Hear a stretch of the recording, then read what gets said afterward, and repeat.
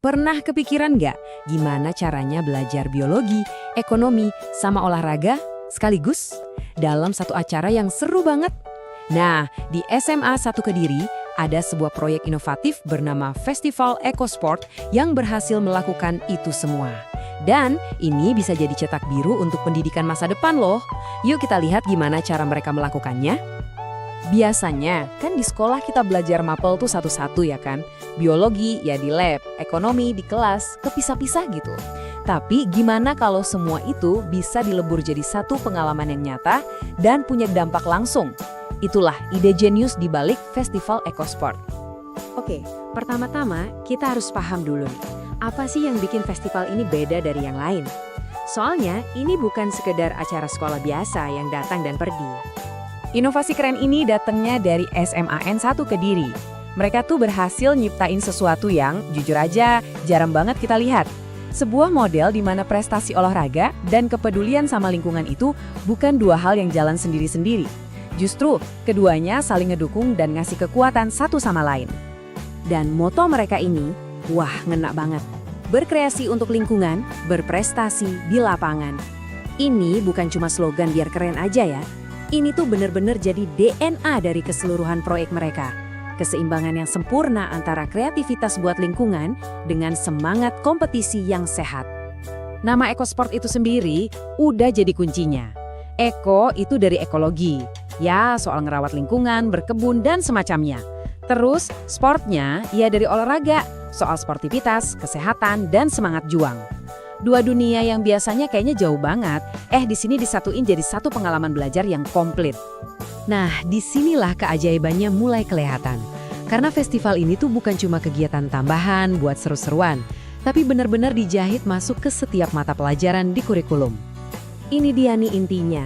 Ini adalah sebuah proyek lintas mata pelajaran. Jadi, buang jauh-jauh pikiran kalau ini cuma ekstrakurikuler. Semua guru, dari guru matematika sampai seni, punya peran di sini. Kurikulumnya jadi benar-benar hidup. Coba deh bayangin, di pelajaran biologi, siswa belajar soal ekosistem sambil langsung praktek nanam sayur. Terus, di jam pelajaran ekonomi, mereka pakai sayuran yang sama buat belajar bikin anggaran, ngitung biaya produksi, sampai mikirin gimana cara jualinnya biar untung. Nah, ini baru namanya belajar buat dunia nyata. Sisi teknologinya juga nggak ketinggalan loh. Waktu pelajaran informatika, mereka nggak cuma diajarin teori, mereka langsung bikin poster digital dan website buat promosiin hasil kebun mereka. Jadi ilmu coding sama desain grafisnya langsung kepake buat sesuatu yang konkret. Terus, matematika gimana? Nah, angka-angka jadi nggak ngebosenin lagi. Siswa pakai matematika buat ngitung luas lahan, analisis statistik panen, bahkan buat ngukur data performa olahraga mereka sendiri. Tiba-tiba, matematika jadi relevan banget kan? Tapi ini bukan cuma soal akademis loh. Lewat pelajaran kayak PPKN, nilai-nilai penting kayak gotong royong, disiplin sama tanggung jawab ke lingkungan itu dipraktekin langsung. Bukan cuma dihafalin dari buku. Ini benar-benar pembentukan karakter yang nyata. Oke, konsepnya emang brilian banget. Tapi gimana sih cara mereka ngejalanin ini semua di lapangan? Yuk kita bedah perjalanannya dari ide sampai jadi aksi beneran di kebun dan di lapangan olahraga.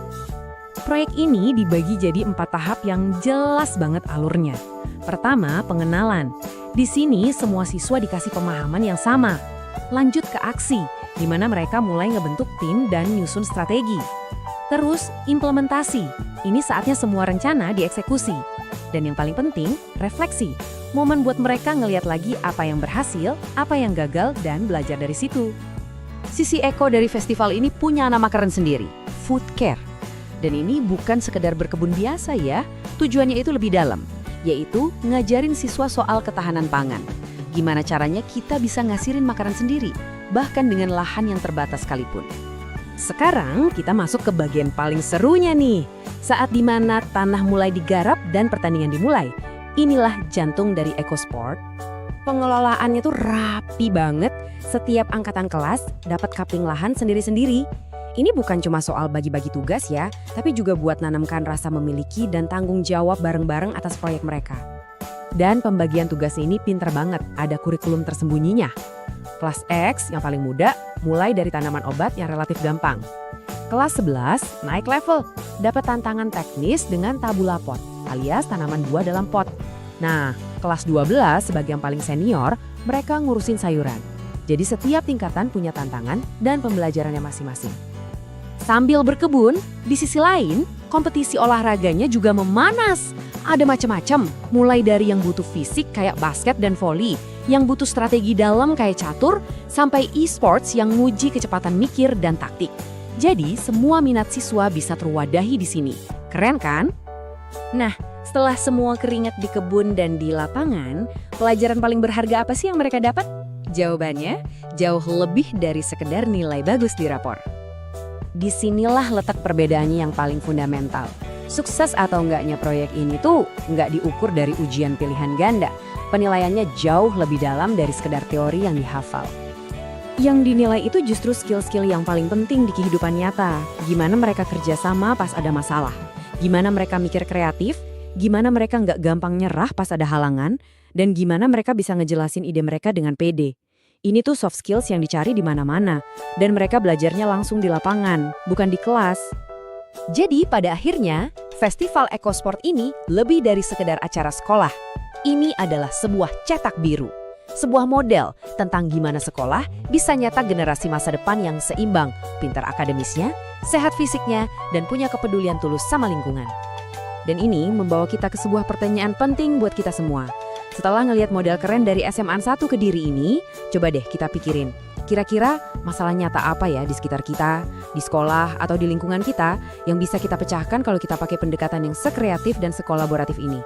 Potensinya, wah bisa jadi tak terbatas.